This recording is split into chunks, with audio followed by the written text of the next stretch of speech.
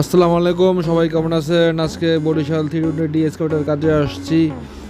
Customer বললো ইঞ্জিনে সাদা ধোঁয়া মারে, আর কোনো প্রবলেম নাই। আসা দেখি যে প্রবলেমের শেষ নেই।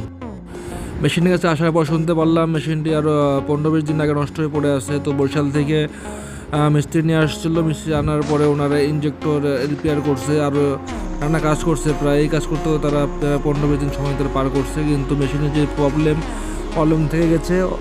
লাস্টে তারা আর ফোন টোন রিসিভ করে না। তো যাই হোক, এই 4 নাম্বার 5 নম্বরে কোড দেখায়। তো কোড দেখায় আমরা ওয়ারিং চেক দিচ্ছি। তো আমরা বাইপাস লাইন করে ইসিএমে কানেক্ট করছি।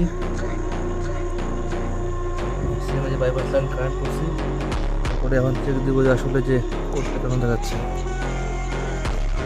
মেশিনের তেলের পাইপের লাইন সমস্ত উল্টাপাল্টা করে তারা রাখছে। সমস্ত পাইপটা আমরা যেখানে অরিজিনালভাবে থাকে সেভাবে আমরা লাইন টাইন করছি। কিছু পার্টস নষ্ট হয়ে গেছিলো, তাই আমরা ঢাকা থেকে এমার্জেন্সিভাবে পার্টস কিনে লাগিয়েছি গাড়িতে। সব মিলায় কাজ করতে আমাদের 2 দিন সময় লাগছে। ইনশাল্লাহ গাড়ি ওকে। এখন মেশিন অপারেশন করতেছি, যে প্রায় ঘন্টাখানেক ধরে মেশিন আমরা চেক দিচ্ছি যে আসলে কোনো ত্রুটি আছে কি না।